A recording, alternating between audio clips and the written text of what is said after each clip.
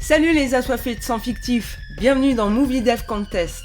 Parce qu'il faut bien se lâcher. Avant de commencer, je voudrais vous présenter toutes mes confuses pour l'énorme retard qu'a pris cette vidéo pour être publiée. Si vous ne le saviez pas, je suis tombé malade et j'étais bien sûr en isolement. Comme je fais les montages sur le PC de mon chéri, c'était damé, fallait pas. Et puis en plus, j'étais bien trop crevé, je supportais pas l'écran plus de 5 minutes. Mais me voilà de retour en pleine forme et d'ailleurs je suis sur le point de découvrir ce qu'a donné l'audio parce que je vous explique, les symptômes étaient tranquillement en train de s'installer l'après-midi où je me suis enregistré. Peut-être que j'ai une voix enrhumée, mais en tout cas je sais pas, j'ai le souvenir d'avoir beaucoup rigolé, je sais pas pourquoi. Ça se trouve j'ai raconté que des conneries. Bon, on y va, on tente. Joyeuse fête des mères les mamans et surtout joyeuse fête des mères man. Ce mois-ci on va fêter les mamans et pas n'importe lesquelles, celles qui vaut mieux pas faire chier. Revenge est un film anglais sorti en 2016 qui a été réalisé et joué par Alice Lowe, qu'on a vu dans 2 des films Cornetto d'ailleurs, Hot Fuzz et Dernier pub avant la fin du monde. Si jamais vous savez pas de quoi je parle, allez voir le numéro 5, la partie de McCoy. Pour la petite histoire, Alice Lowe était bel et bien enceinte lors du tournage et apparemment Lowe aurait mis beaucoup de personnel dans l'écriture de cette histoire. Non pas qu'elle ait vécu les mêmes malheurs, heureusement, mais simplement, elle y a mis ce que beaucoup de futures mamans doivent certainement ressentir pendant la grossesse. Également au casting, vous reconnaîtrez peut-être Gemma Whelan, qui joue la frangine de Greyjoy dans Game of Thrones. Et il y a aussi Kate Dickie, qui est la tante Harine, là, ça, qui donne le sein à son gosse pendant des éternités, c'est dégueulasse. Et elle joue aussi superbement bien la maman dans The Witch. Et enfin, nous retrouvons Kevin Novak, qui entre autres joue dans la série What We Do in the Shadow. Guillermo don't talk. Probably not Guillermo. Not you, Guillermo. On va direct au résumé, c'est parti. Yeah, we like to get fucked up and do fucked up shit. Alors le film s'ouvre sur une falaise qui est au bord de la mer et puis on voit une femme qui a un regard bien triste. Et on revient à la falaise, apparemment il y a quelqu'un qui a fait splash. La femme, Ruth, elle est enceinte jusqu'aux yeux. Elle se rend dans une animalerie exotique où Monsieur Zabek, le proprio, se la joue vachement scary et pervers. They have eaten kids. You know, they just open their mouth and... Elle veut voir sa collection spéciale dans l'arrière-boutique et au moment où il joue le plus au malin, elle lui tranche la gorge puis elle l'embrasse sur le front. Après elle fait brûler des fringues dans son jardin. Bon, je suis pas sûr que la fumée d'un feu soit spécialement meilleure que celle d'une clope, mais chacun ses choix. Elle prend le bus, elle sort un journal de bord de bébé et c'est sa liste à éliminer. Elle habite dans un hôtel. Elle regarde la photo de son mec. Puis en guise de voisin, elle se tape des chauds lapins. D'un coup, elle entend son bébé lui parler. Listen, Mummy. That's how I was made. You can forget about that ever happening again. Selfish bastards. Son bébé, c'est lui qui lui fait monter la pression. Maman va faire son contrôle de grossesse et on apprend qu'elle attend une fille. La sage-femme qui s'occupe d'elle, elle lui explique que maintenant, son corps et son esprit, ils lui appartiennent plus. C'est tout pour le bébé. Et ça, moi je dis, ça fout les jetons, mais vachement plus que n'importe quel film d'horreur, sans déconner. Et puis quand vient la question du papa, les choses se compliquent. Et oui, on apprend que papa est mort.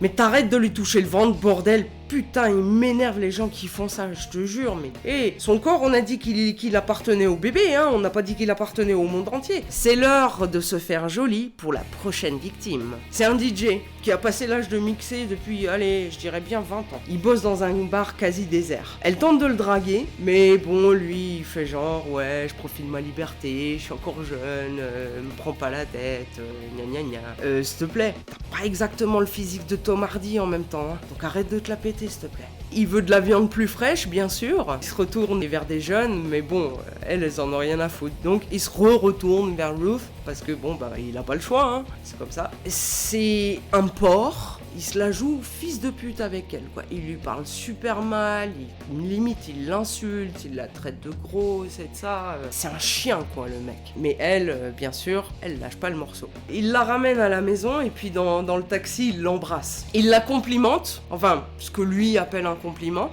I fucking love fat birds. The bigger the cushion, the sweeter the pushing. I like big butts and I cannot lie. Puis après il dégueule dans sa perruque. Et il la réembrasse. Putain, le mec le pire clochard de la Terre. À la maison, il essaye de conclure, quoi, normal. Elle arrête pas de lui casser son délire, elle lui parle d'amour, elle lui parle de gosse, alors là, il pousse les hauts cris. Et ça réveille sa mère. Eh ouais, ce con, il habite encore chez sa mère, quoi. Il joue les grandes gueules, à son âge, il habite encore chez sa mère. Aucune considération pour la vieille, mais en même temps, elle débloque. Elle débloque beaucoup. Il la remet au lit, puis il veut la baiser, quoi. Non, il veut pas baiser sa mère. Hein. Putain de merde. Non, il veut baiser Ruth, quoi. Et là, elle lui coupe un testicule, et puis il se vide jusqu'à tarissement des sources. Need a bit of bleach on there. La vieille, elle est trop bonne. Ruth, elle la met au lit. Elle est gentille, elle lui lance une machine, fait un petit peu la vaisselle et tout ça. Elle embrasse le gars et bye bye. Son bébé est très fier d'elle. Maintenant, on en apprend un petit peu plus. Elle se venge de ceux qu'elle estime responsables de la mort de son homme. Apparemment, c'était un accident de cordée. N'allez pas croire qu'elle n'en veuille qu'aux hommes. La prochaine sur la liste est une femme. Et d'ailleurs, écoutez ce que dit le bébé. Some of them are women. Oh yes, we can be the worst. Il a pas tort ce petit bébé mine de rien. Ruth fait genre de postuler. Bien sûr, elle se fait recaler à cause de son état. Ce qui est trop marrant, elle se met à interroger la chef sur sa vie après le boulot. Et ça retourne complètement la situation parce que cette femme, elle a pas de vie. C'est elle, du coup, qui est à la place du candidat. Et elle a besoin de se justifier et tout. Elle est super volubile. Finalement, elle reprend le dessus, et puis elle congédie la candidate. Et Ruth, elle s'approche d'elle. Elle l'embrasse à pleine bouche. Et là, elle la claque sur la table et elle l'égorge. Et après, elle lui donne un petit peu de fun. Bon, après, elle regarde un reportage sur la mort de son mec, et puis t'as l'instructeur qui explique un petit peu la situation. Elle décide d'aller le voir dans son club. Elle prétend vouloir prendre des cours, mais là aussi, bien sûr, à cause de son état, elle se fait rembarrer. Elle glisse des petites allusions à l'accident, l'air de rien, elle s'en va. Elle pète de plus en plus les plombs. Lors du nouveau contrôle de grossesse, elle est vraiment bizarre et carrément, elle se tape une crise de parano. Victime suivante, un couple homosexuel qui cherche à adopter. Tout se passe bien, elle n'est pas avec la cible pour l'instant. Et à un moment, elle commence à avoir des images de l'accident qui lui viennent. En même temps, elle a une crise de conscience. Mais bébé, il est là pour remettre les choses en perspective. Le mec, c'est-à-dire la cible, rentre, la reconnaît, et là, elle lui laisse pas le temps de respirer. Elle lui transperce l'œil, et elle se débarrasse de l'autre, témoin gênant, même si elle n'avait rien contre lui. Ça l'emmerde. Et elle commence à se révolter contre son gosse, qu'elle estime déjà trop gâté. Children these days are really spoiled. Like, Mummy, I want a PlayStation. Mummy, I want you to kill that man. Mais le gosse, il insiste, et pour le faire taire, elle écoute une espèce d'audio relaxation, coach de vie, je sais pas quoi, qui lui balance des conneries bien clichés. Ça la gonfle, quoi. Elle pète le poste. Les conneries qu'elle lui dit. Imaginez maintenant que vous soyez couché et puis tout autour de vous, il y a plein de personnes qui vous entourent et puis elles mettent toutes leurs mains sur votre ventre. Non mais sans déconner, c'est flippant, quoi. Moi j'ai une putain d'image de secte satanique là, sans déconner. C'est d'ailleurs ce passage-là qui lui fait complètement péter les plombs. La revoilà en chasse et bébé, putain il est content. Elle stalke l'instructeur, mais lui il la grille vite fait. C'est sa némésis, donc c'est sûr que tant que la liste elle est pas remplie, c'est pas la peine d'y aller. Et elle a quand même du mal à s'y remettre, et pour se remotiver, elle fait l'inventaire de ce qu'elle a accompli déjà. Direction chez Len, une autre femme. Elle s'incruste chez elle en se faisant passer pour une récolteuse de dons pour les gosses, et au moment venu, elle l'attaque, mais ça se passe pas comme prévu. Elle a mis des gants de boxe. Et ce qui est génial, c'est que Len croit qu'elle veut la tuer à cause des dons. Et parce qu'elle a dit qu'elle en avait rien à foutre des gosses. Elle la tape au ventre. Et là, c'est délicat, quoi. On voit qu'elle regrette direct son geste, tu m'étonnes.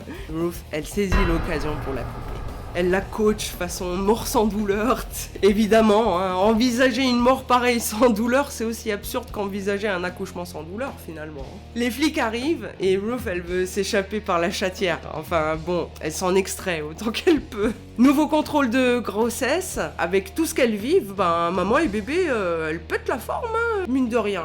Ruth, elle commence vraiment à en avoir gros sur la patate, et elle veut plus ou moins expliquer sa situation. Mais la sage-femme, elle comprend pas, enfin, elle comprend ça d'un point de vue de la grossesse. Oui, évidemment, c'est lié à la grossesse, mais pour Ruth, c'est pas que ça, quoi. C'est un petit peu dans la tête qu'il y a un petit problème. Elle suit une séance de yoga qui l'a fait finir dans tous ses états. Quand elle voit son mari dont la moitié de la tête a fini en purée. Ça y est, là, elle est prête à se venger de l'instructeur. Et l'instructeur, sa némésis, justement, organise une soirée d'Halloween. Elle va pouvoir se maquiller. Elle repère sa proie. Surprise! Il va être papa! Ça la rend malade. Et la revoici hésitante. Sa fille, elle lui dit « Non, il n'y a pas moyen, t'y vas, c'est tout. Et tu fermes ta gueule, on y va. » Elle perd les os. Mais bébé, il en a rien à foutre. Et il commence à lui balancer tout le négatif de sa vie, histoire de bien me faire monter la pression, et elle lui balance aussi un ultimatum. Kill him, or I'll kill you. Il n'y a pas le choix. Maman rejoint l'instructeur dans la salle de bain, il lui dit qu'il sait qui elle est, et puis quand il lui demande si le père savait pour la grossesse, elle élude. C'est intéressant ça, non? I'm not grieving. I'm gestating. Alors celle-là, c'est la meilleure de l'année, c'est bien envoyé. Il lui explique, pour la énième fois j'imagine, la décision du groupe. Il dit que c'était une décision de groupe, qu'il fallait en sacrifier un. Mais comme elle ne l'écoute pas, il commence à toucher un nerf sensible. Apparemment, son mec, il pensait la quitter. Leur couple, il allait pas bien. En tout cas, c'est ce qu'il aurait dit à l'instructeur. Et c'est ce qui achève le travail.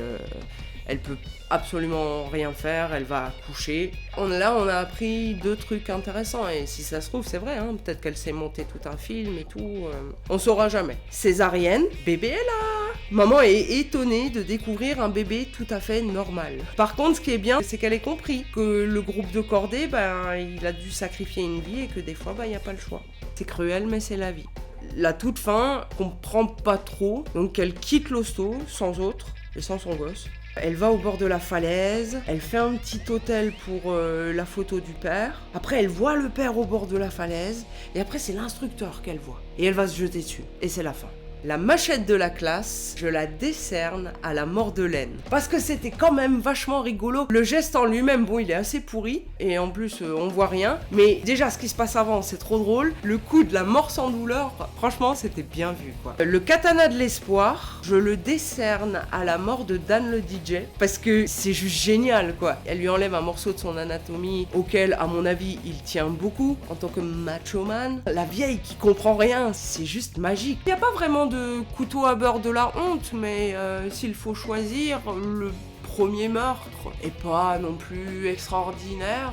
De toute manière, c'est pas un film qui joue sur le gore à mort, comme vous l'avez remarqué. Il y a pas mal de hors-champ aussi, et puis je pense que c'est pas le but. Ce film, qui est aussi noir que drôle, c'est un film qui fait énormément réfléchir, je trouve. On a raison de dire que c'est un film qui est quand même très personnel, quoi. Même s'il n'y a rien de la réalisatrice, on voit bien que tous ces petits détails de la grossesse et de tout ce qui va avec, ils sont vraiment bien amenés dans l'histoire, et ils servent bien l'intrigue criminelle, en même temps qu'ils servent toutes les interrogations, toutes les peurs et les angoisses de cette future mère célibataire. Vraiment, elle est en pleine solitude, quoi. Je veux dire, elle ne parle à personne, elle vit dans une chambre d'hôtel. Putain, c'est glauque. Et vivre un tel bouleversement sans personne à ses côtés, ça doit être super hardcore, quoi. Déjà, ça doit être hardcore court, mais imaginez-la. Je vais laisser la parole à mon ami McCoy. Au mois prochain, les assoiffés.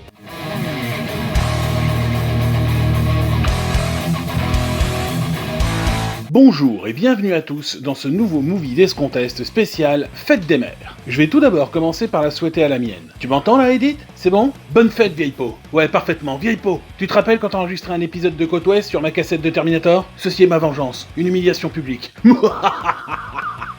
Bon, ça c'est fait, on va pouvoir causer sérieusement. Je vous présente ce mois-ci un film difficile à classer dans une catégorie spécifique. En effet, je vais vous parler de Serial Mother, ou Serial Mom en VO, et Maman ne se laisse pas marcher sur les pieds au Québec. What the fuck. Plus axé comédie que film d'horreur, même si on devine rien qu'au titre que certaines têtes vont tomber. Satirique à souhait et critique acerbe de la société américaine bien pensante, Serial Mother vous emmènera sur le doux chemin de l'ironie et de l'absurde, surtout dans sa deuxième partie procédurale.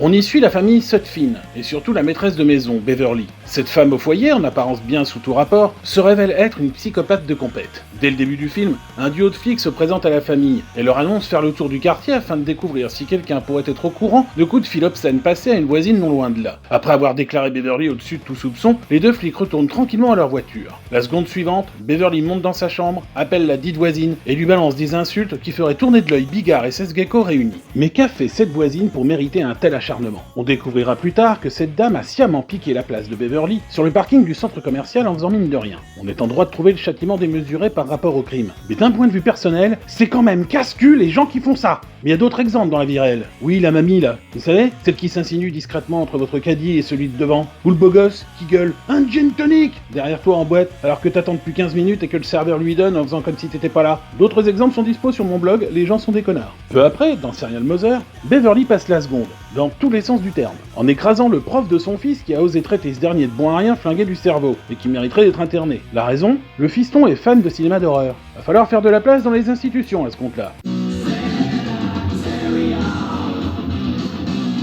La suite, vous la découvrirez par vous-même. Serial Mom est réalisé par John Waters en 1994. Ce cinéaste indépendant et underground se fait connaître pour ses films irrévérencieux tels que Pink Flamingos, où l'on mange, selon la légende, de véritables excréments. Alors si ça vous écœure de voir Bear Grylls boire sa pisse directement à la pompe, passez votre chemin. En revanche, ça vous fait kiffer, Pink Flamingos est fait pour vous. Waters a également réalisé Female Trouble, où l'on s'auto-sodomise, car on n'est jamais mieux asservi que par soi-même.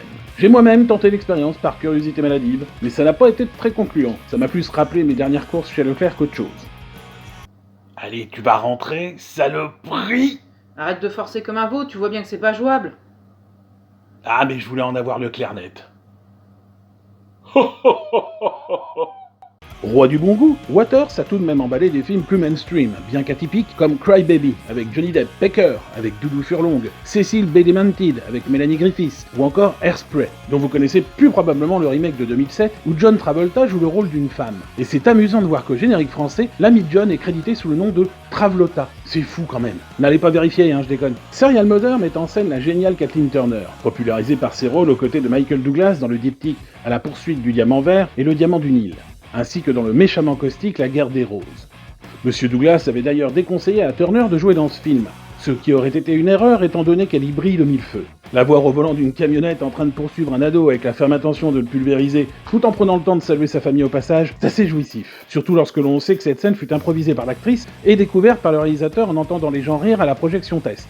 Ouais, John Waters et Miro, je pense. On aperçoit aussi dans le film, et dans l'un de ses premiers rôles, le jeune Matthew Lillard, que les fans de Scream connaissent bien pour avoir incarné Stuart dans le film de Wes Craven. Dans Serial Mother, il interprète le fils de Beverly, l'expert en cinéma de genre. Et c'est grâce à lui qu'on peut s'amuser à reconnaître certains extraits de films disséminés tout au long du métrage, dont le classique Massacre à la tronçonneuse et quelques autres que je n'ai pas reconnus moi-même. J'ai fait des recherches, mais je ne vous dirai pas où elles ont abouti, afin que vous puissiez jouer à votre tour.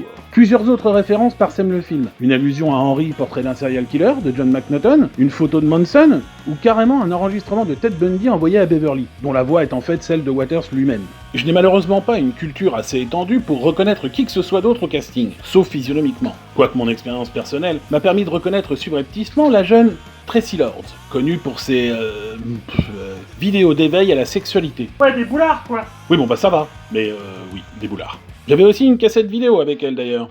Ça s'appelait Traîner en rute. Mais ma mère, encore elle, a enregistré l'école des fans par-dessus, avec Charles Trenet comme invité. Du coup, elle a conservé le même titre sur l'étiquette. Cette vanne a été proposée par mon ami Mike Drop, que je salue au passage. Sur ce, je vous laisse. Je vous dis au mois prochain pour le pendant masculin de cette émission. Et maman, je te souhaite une vraie bonne fête.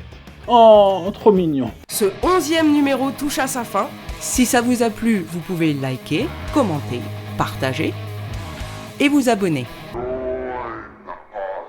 Merci d'avoir regardé et à dans un mois pour un nouveau Movie Dev Contest. Ciao!